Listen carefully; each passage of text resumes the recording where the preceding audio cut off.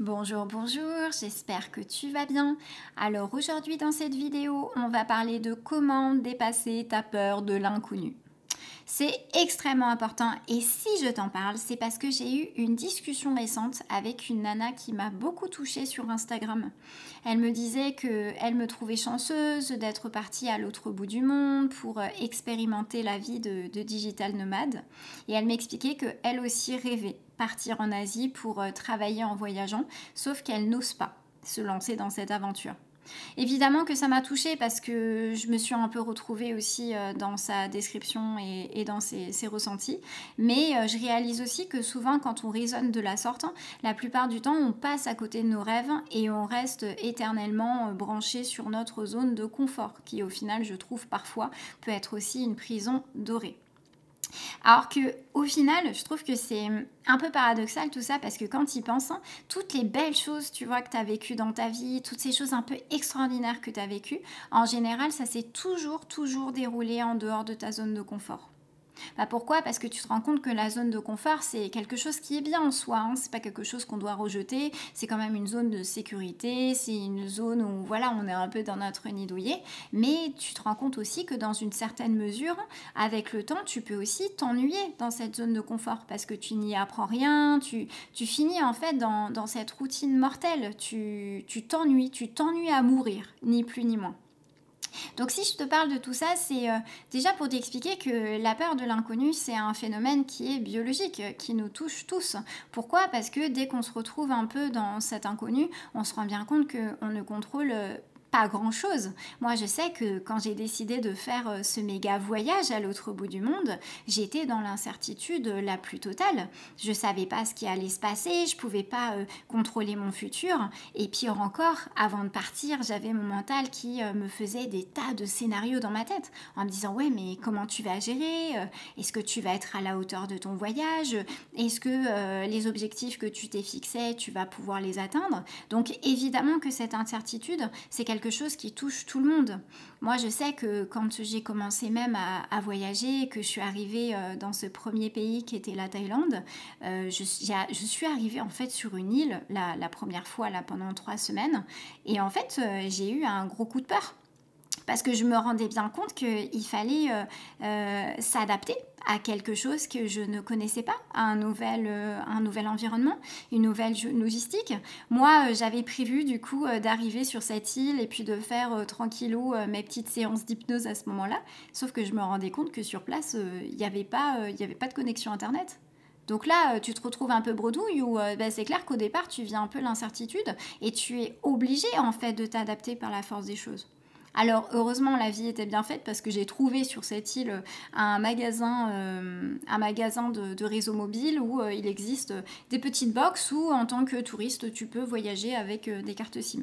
Heureusement ça m'a sauvée, mais tu vois c'est pour te dire que quand on traverse un peu cette zone de l'inconnu, au départ, c'est hyper inconfortable parce que tu n'as absolument aucun repère. Tu es face à toi-même, tu dois trouver ta place, développer de nouvelles habitudes. Et c'est vrai qu'au départ, c'est un peu déconcertant.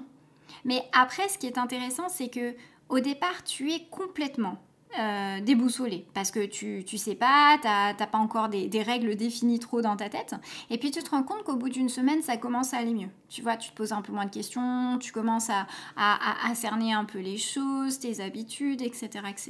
Et puis au bout d'un mois tu commences à être rodé et en fait t'en fais plus un sujet, tu te dis bon bah c'est bon, je maîtrise et tu construis alors on va dire une nouvelle zone de confort.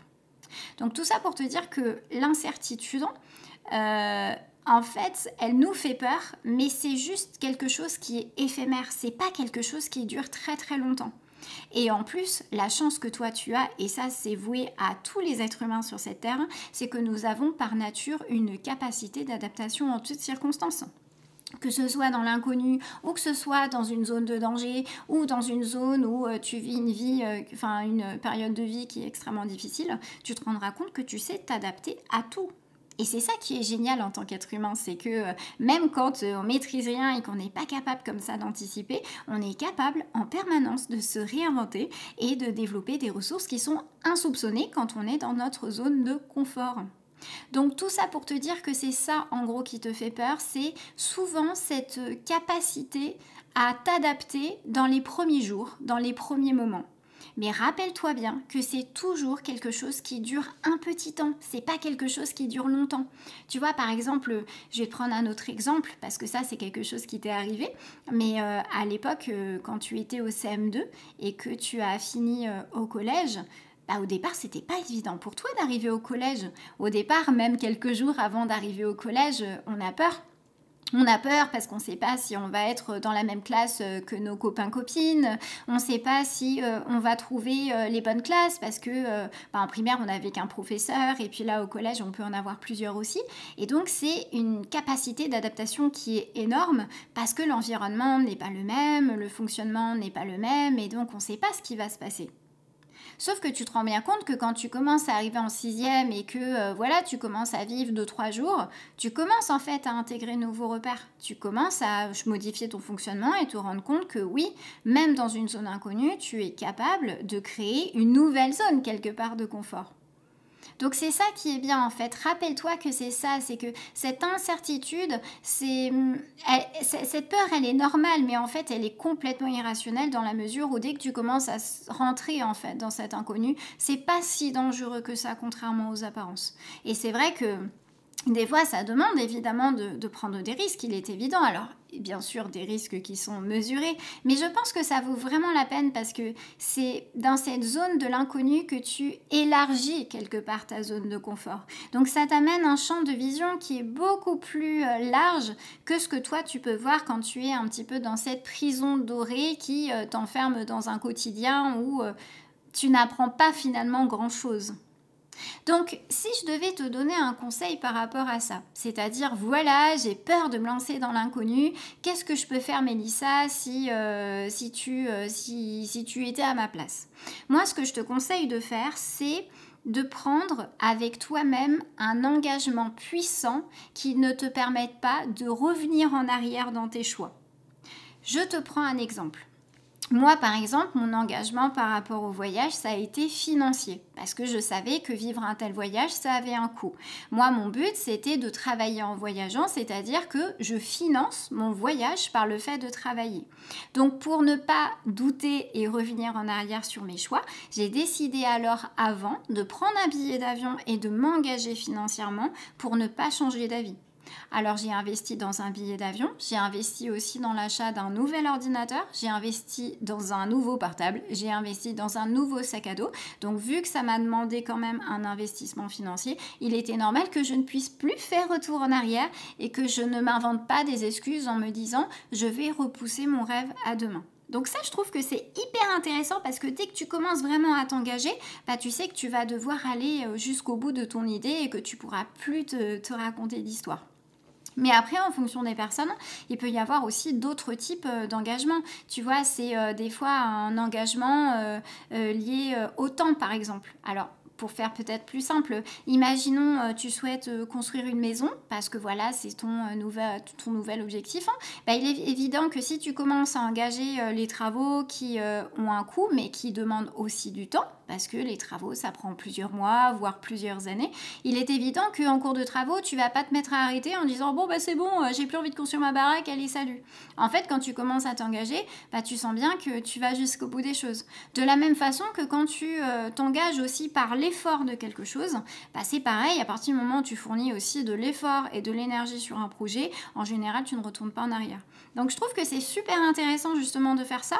Pourquoi ? Parce que en tant qu'être humain, on a un besoin de cohérence. C'est-à-dire qu'à partir du moment où tu commences à t'engager dans un gros projet qui te tient à cœur et que tu commences à en parler à d'autres personnes aussi, ça va de toute façon t'inviter à aller jusqu'au bout du process parce que sociétalement parlant, ça la fout mal en fait de dire ouais, c'est bon, je m'engage et j'arrête tout. En général, ça donne un peu cette impression qu'on est faible ou qu'on ne sait pas forcément ce qu'on veut. Donc, je pense que le fait de prendre cet engagement aussi, ça nous aide justement à ne plus se poser de questions et d'y aller.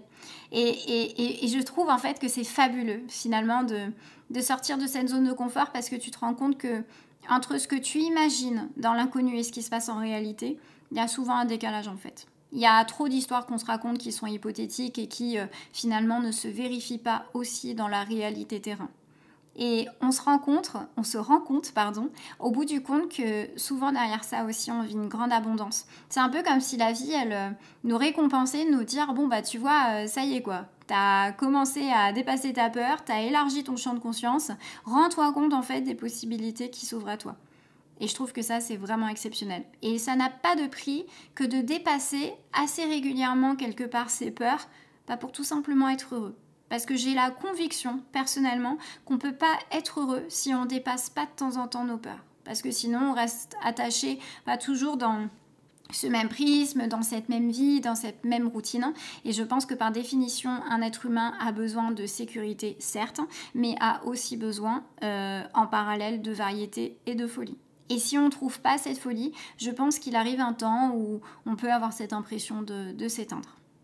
Donc tout ça pour dire que je t'invite, mais vraiment, mais du fond de mon cœur, à sortir de ta zone de confort. Vraiment, n'aie pas peur. Bien sûr qu'au départ, ça demande un peu d'adaptation et c'est ça qui fait peur, comme quand t'es rentré en 6e et qu'au départ, tu te posais 36 000 questions. Mais tu vas te rendre compte qu'en fait, au bout d'un jour, au bout de 2 jours, tu vas te sentir déjà plus libre. Et tu vas dire, putain, mais en fait, je m'étais fait toute une montagne pour ça. Et c'est ça qui est génial parce que derrière tout ça, tu vas sentir aussi, tu vas grandir de l'expérience que tu auras vécue, tu vas te sentir plus fort. Et ça aussi, c'est une richesse qui n'a pas de prix. Je pense que là où on apprend le plus de nous-mêmes, c'est au moment où on dépasse nos peurs. Et c'est pas autrement. Et sortir de sa zone de confort pour aller dans l'inconnu, ça ne veut pas dire que c'est un danger. Ça veut juste dire que c'est un nouveau champ des possibles qui s'ouvre à toi. Et je préfère voir ça comme ça en fait, de me dire que l'inconnu, c'est du suspense, c'est du mystère, c'est de la surprise, c'est de la variété, parce que je pense que c'est là où on se découvre le plus et puis c'est là où on peut mieux définir aussi vraiment ce qui nous fait vibrer. Voilà, donc j'espère que tu vas pouvoir te lancer. Prends vraiment un engagement intérieur quel qu'il soit pour te dire ok, je décide de me lancer dans cette voie et puis je ne reviens pas en arrière. Tout en n'oubliant pas évidemment d'être mesuré. Parce qu'évidemment, si tu as un boulot stable et qu'à côté de ça, tu décides, j'en sais rien moi, demain de lancer une start-up et qu'en fait, tu n'as aucun filet de sécurité, il faut quand même être un peu mesuré. Moi, je sais que quand je suis partie en Asie, j'ai décidé de payer mon voyage avec ce que je gagnais dans mes séances, mais j'avais quand même un petit peu d'argent de côté au cas où, parce qu'il ne faut pas faire n'importe quoi non plus. Il faut quand même être lucide et faire preuve aussi de discernement. Donc après, ça va être à toi d'adapter tout cela à ta situation et à ta vie. Voilà, écoute, sur ces mots, n'hésite pas à me partager aussi, toi, ton ressenti par rapport à ça. As-tu vécu des choses extraordinaires dans ta vie? Est-ce que toi aussi, tu as déjà dépassé ta zone de confort? Alors, j'imagine que oui, parce que par définition, on en a tous. Quand on déménage, quand on a un enfant, quand on change de travail, quand on sort avec un nouveau partenaire. Par nature, ça nous amène aussi à sortir de notre zone de confort. Donc, on n'a pas forcément besoin non plus d'aller à l'autre bout du monde pour se le prouver. Voilà, n'hésite pas à me faire un retour pour me dire si comment tu t'es senti, comment cette vidéo si t'as parlé et a résonné en toi. N'hésite pas à t'abonner si jamais ce n'est déjà pas fait. N'hésite pas à activer la cloche de notification si tu souhaites ne pas rater les prochaines vidéos. En dessous de la vidéo, je te mets des liens pour que tu puisses accéder à un guide que j'ai réalisé récemment pour que tu puisses redémarrer à zéro si tu manques de motivation ou si tu es perdu. Tu peux accéder en même temps à la newsletter pour profiter de tous mes conseils une fois par semaine. Et puis d'ici là, je te fais de gros bisous. Je t'embrasse et je te dis à bientôt. Ciao!